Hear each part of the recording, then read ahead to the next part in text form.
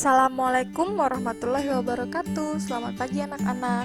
Bagaimana kabar kalian? Semoga kalian selalu sehat ya.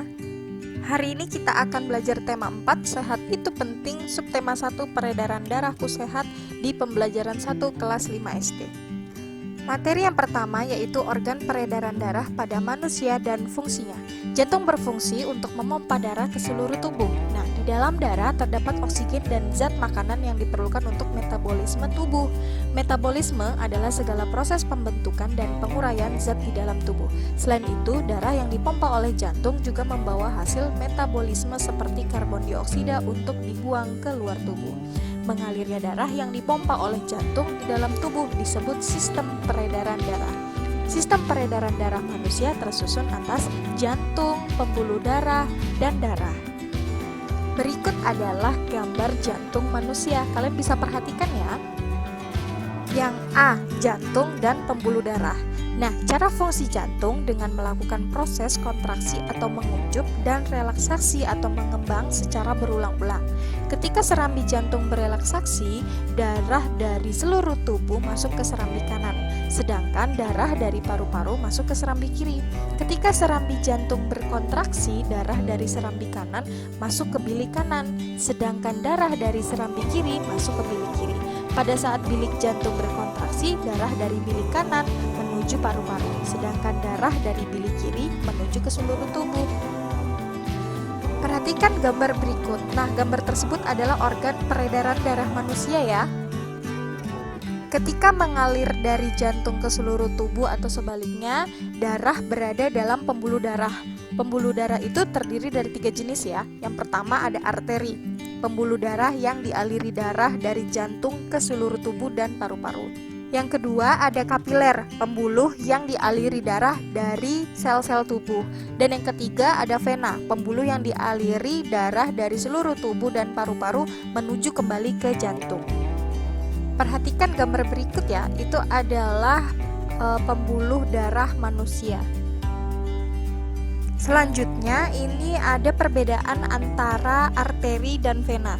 Di situ udah terlihat jelas dalam tabel ada 4 poin yaitu perbedaan dari arteri dan vena. Kalian bisa simak ya dan dibaca lalu diperhatikan baik-baik setiap poinnya. Nah, selanjutnya adalah berdasarkan alirannya. Darah mengalami 2 macam peredaran, yaitu peredaran darah besar dan peredaran darah kecil. Perhatikan aliran peredaran dari berikut ya. Yang pertama itu ada peredaran darah besar. Ini yang mengalir dari jantung ke seluruh tubuh, lalu kembali ke jantung. Ini dari bilik kiri, lalu ke aorta, kapiler seluruh tubuh, lalu ke vena atas dan bawah, dan terakhir yang serambi kanan.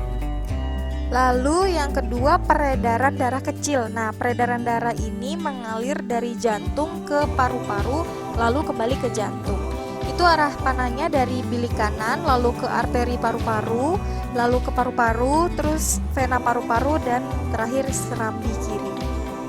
Lalu yang B ada darah. Nah, darah tersusun dari plasma darah dan sel-sel darah. Plasma darah tersusun dari air dan zat-zat yang terlarut. Sel-sel darah terdiri atas sel darah merah atau eritrosit, sel darah putih atau leukosit, dan keping darah atau trombosit.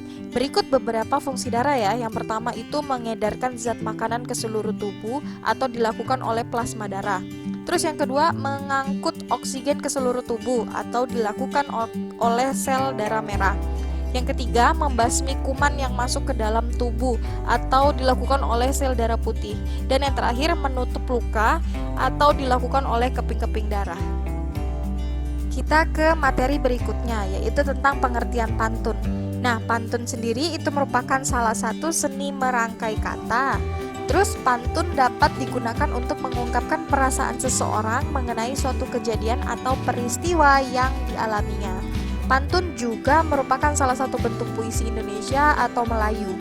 Akan tetapi pantun memiliki ciri khas sehingga berbeda dengan bentuk puisi lainnya. Oke, mari kita baca contoh pantun berikut ya. Bermain di taman dengan akur, bersama teman naik jungkat-jungkit. Mari kawan kita bersyukur, menjaga kesehatan sebelum sakit. Nah, baris pertama dan kedua ini disebut sampiran dan baris ketiga dan keempat itu disebut isi. Itu tadi materi yang dapat Ibu sampaikan. Semoga materi tersebut dapat bermanfaat untuk kalian. Ibu akhiri, wassalamualaikum warahmatullahi wabarakatuh. Terima kasih.